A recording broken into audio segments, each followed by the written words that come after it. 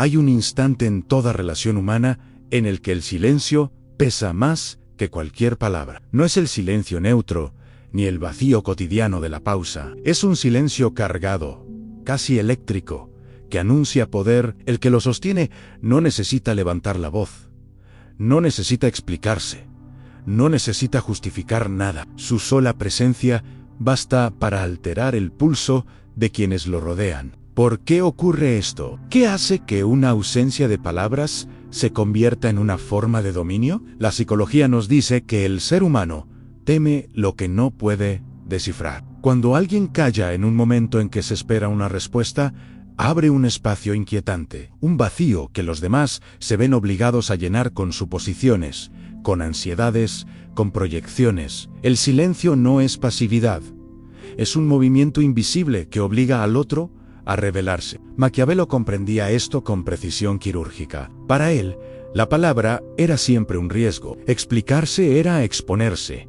Defenderse era aceptar la premisa del ataque. En cambio, callar era dejar que el enemigo se consumiera en su propia incertidumbre. El silencio, entonces, no es debilidad, sino la forma más sofisticada de resistencia. Pensemos en una sala donde alguien es acusado. Todos esperan su reacción a una réplica, una negación, una explosión de ira. Pero la persona se queda quieta, impasible, mirando con calma. Esa quietud transforma el ambiente. De repente, la acusación pierde fuerza. Los presentes empiezan a dudar y el acusador queda desnudo frente a la tensión de su propia voz. El silencio no solo es estrategia, es también presencia. Una presencia que se expande y pesa más que un discurso interminable. Porque quien domina el silencio transmite un mensaje claro: no necesito convencerte, no necesito explicarme. Mi poder no depende de tus palabras, sino de mi control sobre las mías. En ese espacio mudo nace el misterio, y el misterio siempre atrae, siempre intimida, siempre otorga ventaja. El verdadero poder, nos recuerda la sombra de Maquiavelo, no es el que se grita, sino el que se insinúa. El silencio inquieta, pero hay algo que nos encadena todavía más: el deseo de aprobación. Desde niños aprendemos a buscarla: el gesto de un padre, la mirada de un maestro, la sonrisa de un amigo, y poco a poco, ese reflejo se convierte en prisión. Nos volvemos dependientes de lo que el otro piensa, de lo que el otro dice, de lo que el otro otorga o niega. Esa dependencia es la grieta donde el poder se infiltra, porque quien necesita ser validado, inevitablemente, se expone. Ante una crítica, siente la urgencia de justificarse. Ante una acusación, la necesidad de limpiarse. Ante un silencio, la ansiedad de llenarlo. En ese impulso, entrega lo más valioso: su energía, su centro, su libertad interior. La paradoja es cruel. Creemos que hablar, explicar o defendernos nos hace más fuertes, cuando en realidad nos ata aún más a la opinión ajena. Nos convertimos en prisioneros de un tribunal invisible. Un tribunal que nunca se disuelve, porque siempre habrá alguien dispuesto a juzgar. Maquiavelo lo habría dicho con frialdad: el deseo de aprobación es debilidad disfrazada de virtud. Cuanto más buscamos la aceptación, más evidente se vuelve nuestra vulnerabilidad. El poder verdadero surge de otra fuente: la capacidad de sostenerse sin necesidad del otro, de resistir el impulso de reaccionar, de no depender del eco externo para confirmar la propia existencia. En esa cárcel invisible, la mayoría se pierde, y sin darse cuenta, ceden su soberanía interior a cualquiera que tenga el valor de acusar, señalar o cuestionar. El silencio, entonces, se revela no solo como estrategia, sino como llave la única capaz de abrir las puertas de esa prisión y devolvernos la libertad de no necesitar justificar nada. Existe una figura que desconcierta al mundo en el hombre que no busca, no persigue halagos, no mendiga atención, no se inquieta por defenderse ante un ataque. Su sola presencia desconcierta porque rompe el guión al que todos estamos acostumbrados. El juego interminable de acusar y justificar, de señalar y explicar. El hombre que no busca no es indiferente, sino soberano. Su silencio no nace de la apatía, sino de la certeza de que su valor no depende de la mirada ajena. Y ese desapego se convierte en un arma invisible. Ante la provocación, no reacciona. Ante la acusación, no se altera.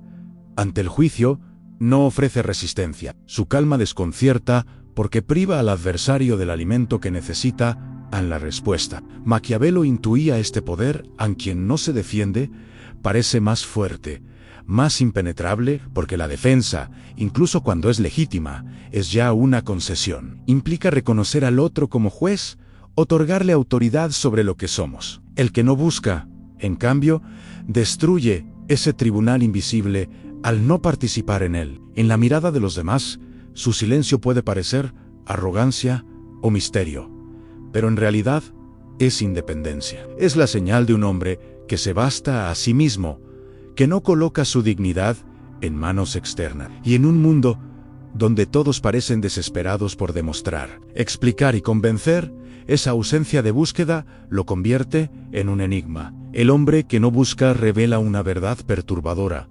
En el poder más grande no está en la voz que grita más fuerte, sino en la que sabe callar. Porque el silencio, cuando nace de la seguridad interior, no es vacío, es un muro que protege y una sombra que desconcierta. Detrás del impulso de defendernos se esconde una raíz más profunda, la necesidad inconsciente de ser vistos, reconocidos y aceptados. Jung lo llamaría la proyección del ánima, esa parte interna que busca completarse en el otro, como si el reflejo externo pudiera devolvernos la integridad que sentimos perdida. Cuando alguien nos critica, esa herida toca fibras invisibles a la antigua inseguridad, la voz infantil que pedía amor y temía el rechazo. En ese instante, la defensa no es racional, es un grito ancestral que clama: mírame, acéptame, no me abandones, y cuanto más fuerte se activa esa necesidad, más perdemos el control de nosotros mismos. El problema es que esa proyección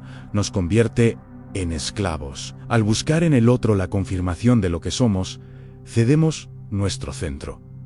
Cada palabra de defensa se vuelve súplica, cada explicación un recordatorio de que hemos entregado el poder de definirnos. El hombre que no busca, el que no proyecta, corta ese lazo invisible. Ha comprendido que la validación externa nunca llena el vacío, que ninguna mirada ajena puede otorgar lo que deben hacer de dentro. Su silencio no es un muro contra el mundo, sino un regreso a sí mismo. Cuando Maquiavelo habla del poder de callar y Jung del peligro de proyectar, ambos señalan la misma trampa, la entrega de la propia soberanía al otro. Liberarse de esa proyección es recuperar la autonomía del alma, es dejar de mendigar aprobación para vivir desde una raíz más profunda. El silencio, entonces, no solo es estrategia política o gesto de fuerza, es también un acto psicológico de integración, la decisión de dejar de buscar afuera lo que solo puede ser conquistado dentro. El hombre que integra su ánima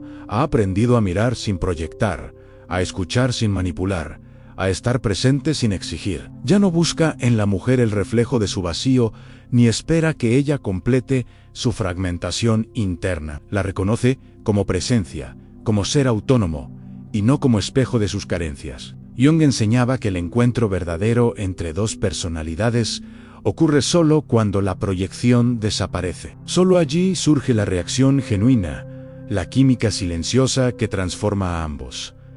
La mujer deja de ser musa o salvadora, se convierte en compañera de un hombre que ha hecho las paces con su fuego interior. Esta integración no se logra mediante represión ni negación del deseo, sino a través de conciencia. El hombre observa su impulso, lo comprende, lo canaliza, no lo esconde ni lo disfraza, lo reconoce y decide conscientemente cómo usarlo. Esta capacidad de elegir, de no ser arrastrado por la energía sexual o emocional, es lo que crea su magnetismo silencioso. Cuando el hombre deja de proyectar, la interacción cambia. La mujer siente seguridad, libertad, respeto, ya no necesita interpretar un rol.